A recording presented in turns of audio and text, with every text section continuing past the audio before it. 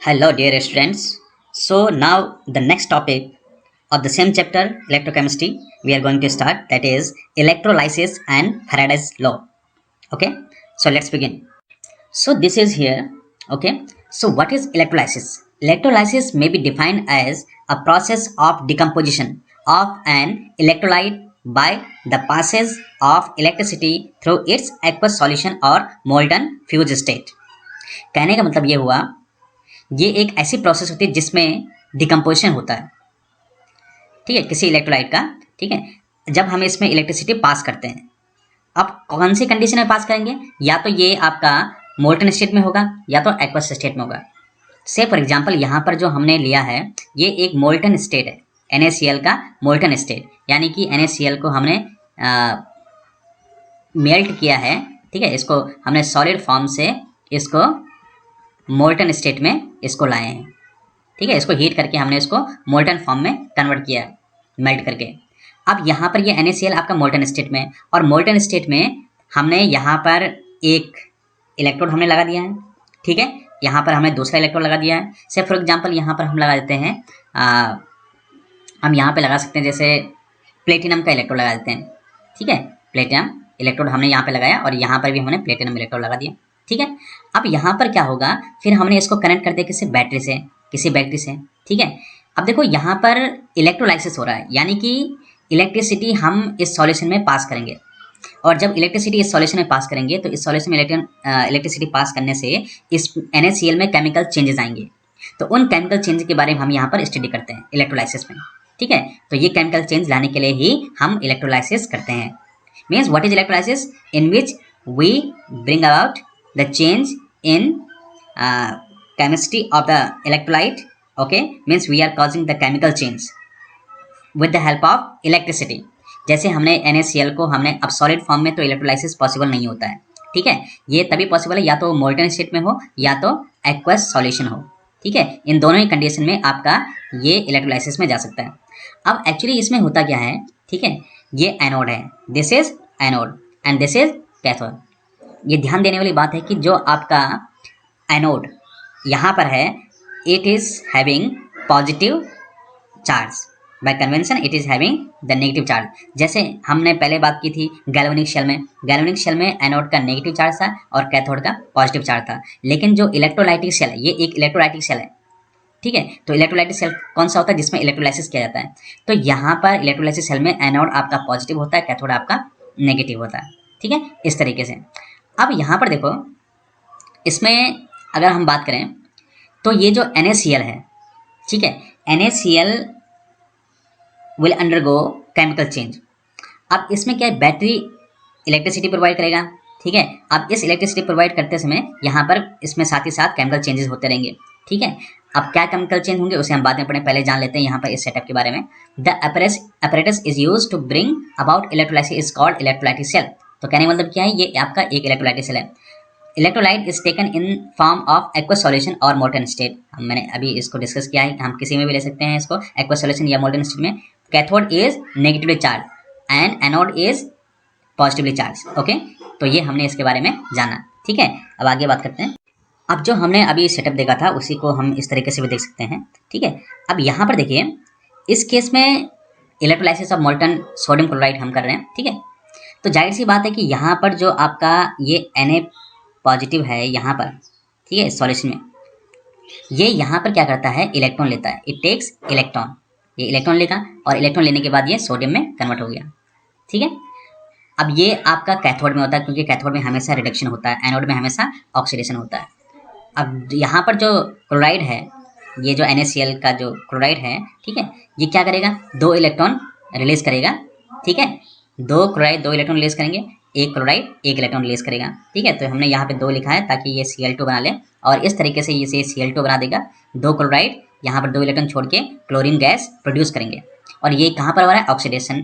ये आपका एनोड में हो रहा है। एनोड में हमेशा ऑक्सीडेशन होता है। ऑक्सीडेशन क्या होता है, रिमूवल ऑफ इलेक्ट्रॉन्स, और रिडक्शन क्या होता है, गेनिंग ऑफ इलेक्ट्रॉन। तो यहाँ पर सोडियम बन गया, यहाँ पर आपका क्लोरीन बन गया। ठीक है, अब ओवरऑल रिएक्शन आपकी ये बन जाएगी। आप इस तरफ इसको ऐड कर लीजिए और इस तरफ इसको ऐड कर लीजिए, इस तरफ इसको ऐड कर लीजिए, इस तरीके से। ठीक है, ये बात क्लियर है? ऐसे इसको ऐड करो और इसे ऐसे हम ऐड करके ये पूरी ओवरऑल रिएक्शन बना सकते हैं। तो ये जो प्रोसेस है ये एक नॉन स्पॉन्टेनियस प्रोसेस है, नॉन स्पॉन्टेनियस रिएक्शन है, ये अपने आप नहीं होती है, ठीक है। तो इस तरीके से अब देखो इस इलेक्ट्रोड में क्या हो रहा है, यहाँ पर आप देख सकते हैं कि इस इलेक्ट्रोड में ये देखिए यहाँ पर इसका हमने इस तरीके से बताया है, इस इलेक्ट्रोड में ये जो क्लोराइड है, chloride, these are the chloride, after losing the electron, after the losing the electron, this forms chlorine gas. Okay, this forms chlorine gas, and these electrons are moved towards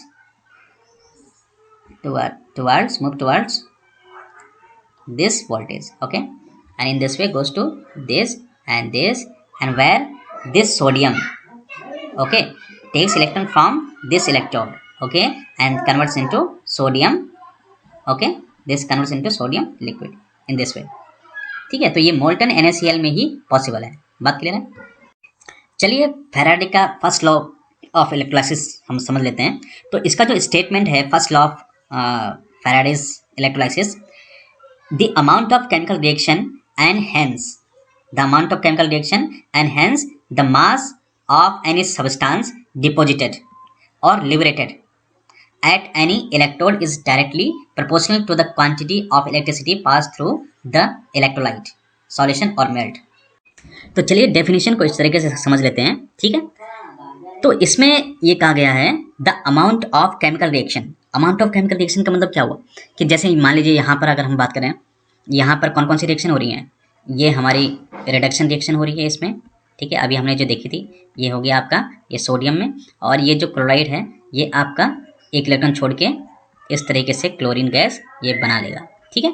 तो amount of chemical reaction मतलब ये जो reactions हो रही हैं, ठीक है, कितनी रिएक्शन हो रही हैं किसी पर्टिकुलर, अब देखो यहाँ पर क्या है, एक इलेक्ट्रॉन की जरूरत है इसके कन्वर्जन के लिए, यहाँ पर इसके कन्वर्जन के लिए हाफ मोल क्लोरीन गैस बनाने के लिए एक इलेक्ट्रॉन को रिमूव करने की जरूरत है फ्रॉम वन क्लोराइड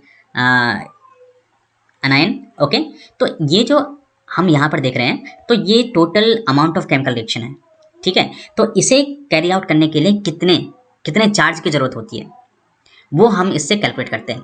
अब देखो अमाउंट ऑफ रिएक्शन को हम ऐसे भी इसको एक्सप्लेन कर सकते हैं कि यहाँ पर इसका जो मतलब है, ठीक है, मान लीजिए कि weight of sodium deposited, weight of sodium produced, ठीक है, वेट ऑफ सोडियम प्रोड्यूस्ड, या हम इसको ऐसे भी समझ सकते हैं कि weight of chlorine gas produced, ठीक है, या हम इसको सोडियम करके पढ़ें या इसको हम क्लोरीन गैस करके भी इसको समझ सकते हैं, ठीक है। The amount of substance produced whether it is sodium और whether it is chlorine gas, ठीक है, is directly proportional to charge, ठीक है। इसका मतलब क्या है कि जब यहाँ पर ये एक इलेक्ट्रॉन लेगा, ठीक है, एक इलेक्ट्रॉन लेने पर यहाँ पर मान लीजिए ये आपका 1 मोल सोडियम कैटायन है, तो 1 मोल इलेक्ट्रॉन लेने के बाद ही तो ये 1 मोल सोडियम में कन्वर्ट होगा, है ना। तो वही चीज़ यहाँ पर, और इसी तरीके से यहाँ पर 1 मोल अगर क्लोराइड आयन है तो यहाँ पर 1 मोल इलेक्ट्रॉन को छोड़ने के बाद ये हाफ मोल क्लोरीन में कन्वर्ट होगा।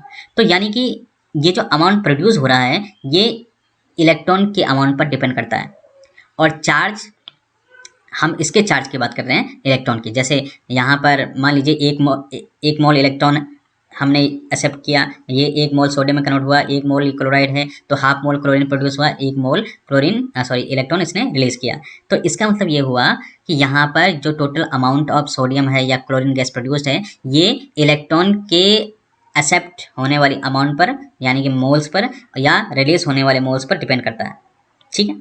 तो यहाँ पर टोटल चार्ज पर डिपेंड करता है, अमाउंट ऑफ इलेक्ट्रिसिटी का मतलब चार्ज से है, ठीक है, अमाउंट ऑफ चार्ज से, ठीक है। तो इस तरीके से अब देखो यहाँ पर क्या है, हम इस बात को भी जानते हैं कि जो W है, अब इसको हम प्रोपोर्शनलिटी कांस्टेंट यहाँ पे लगा सकते हैं, ये W equal to Z Q,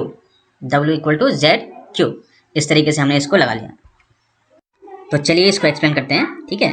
तो W the amount of sodium produce और chlorine gas produced is directly proportional to charge flown to the solution. So this proportionality constant we will put here Z and Q, ठीक है। इस तरीके से ये आपका ये प्रोपोर्शनलिटी कांस्टेंट आ जाएगा, ठीक है। अब आगे चलते हैं, this W equal to Z and Q equal to क्या होता है, Q इक्वल टू होता है IT, why because this Q equal to I means current, ठीक है, और टी मीन्स टाइम, टोटल कितना यहाँ पर करंट आपका फ्लो होता है, ठीक है, जितने किसी पर्टिकुलर टाइम में जितना करंट आपका फ्लो होता है उससे मल्टीप्लाई कर लीजिए, वो आपको चार्ज दे देगा टोटल।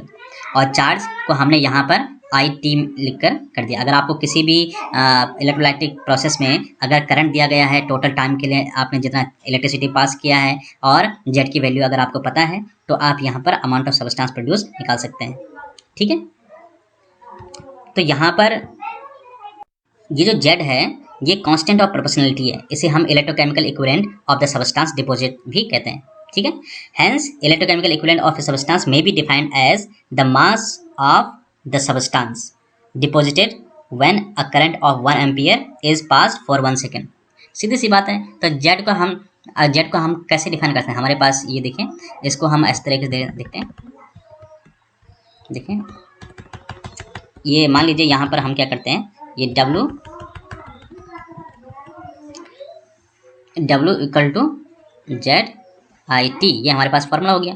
तो अब यहाँ पर अगर हमें इस जेड को यानी इलेक्ट्रोकेमिकल इक्विवेलेंट को एक्सप्लेन करना है, तो if current equal to 1, time equal to 1, okay, 1 ampere and this is 1 second, then how much is Z, Z equal to W, ठीक है। So we can say this is the amount of substance, okay, liberated or deposited when 1 ampere current is passed through the solution for 1 second। तो उसे हम कहते हैं यहाँ पर क्या, Z, electrochemical equivalent of the substance deposited, ठीक है, ओके। तो ये था फैराडे का फर्स्ट लॉ, ठीक है। अब नेक्स्ट वीडियो में हम फैराडे का सेकंड लॉ पढ़ेंगे, ठीक है। तो तब तक के लिए आप इस वीडियो को समझिए, ठीक है, फिर हम सेकंड लॉ को वीडियो आपको सेंड करेंगे, ठीक है।